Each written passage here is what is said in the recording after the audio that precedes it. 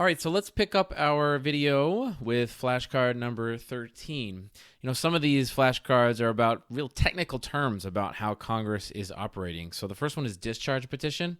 Previous flashcards, we talked about committees and how in standing committees in particular, the real bulk of the work in Congress is getting done. Sometimes a standing committee maybe won't do what the rest of Congress wants them to do. Perhaps the chair of the committee is a member of a party, the opposition party, and they want to kind of stop legislation from occurring. Well, a discharge petition is basically when the whole House can get together and petition to send a bill out of committee for a total House vote. It's not very commonly used, but it's a way of kind of circumnavigating or circumventing the intransigence of potentially a committee.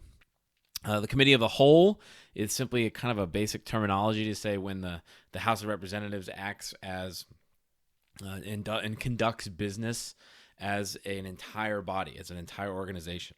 For example, the State of the Union and the procedures surrounding that, they would kind of conduct basic legislative business as an entire chamber. And that's kind of a nitty-gritty sort of term. When we talk about committees, understanding that in the House of Representatives, they have what's called a Ways and Means Committee. So, you obviously don't need to memorize every single committee because there are dozens and dozens of them. But what you do need to know is that the Ways and Means Committee is where revenue bills originate in the House. And therefore, there really isn't a Ways and Means Committee equivalent in the Senate. And it's just a way of kind of solidifying that understanding that revenue bills do start in the House of Representatives before they head over to the Senate.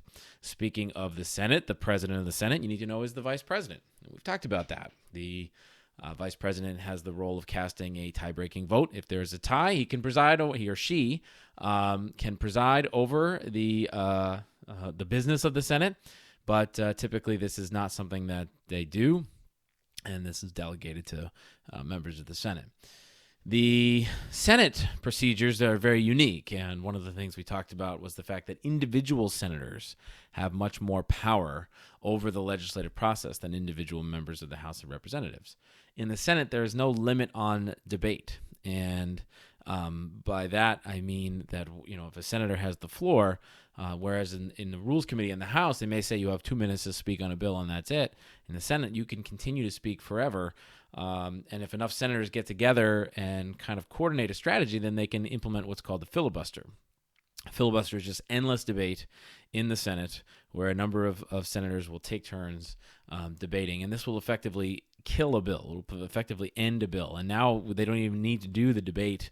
They can just indicate to the leadership that they intend to debate, and an individual senator could impose what's called a hold on a bill and prevent a bill from being passed, unless the Senate decides and the leadership decides to invoke what's called cloture. And cloture is simply when there's a 60-vote majority that is a vote to end debate.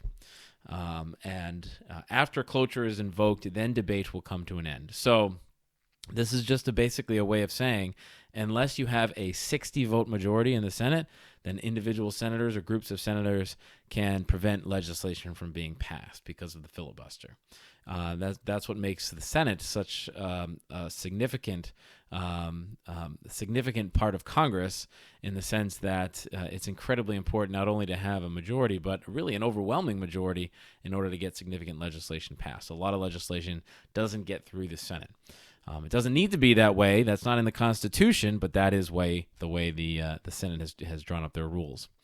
Unanimous consent agreements. This is simply a procedural motion in the Senate that in which the Senate can conduct business without taking a vote.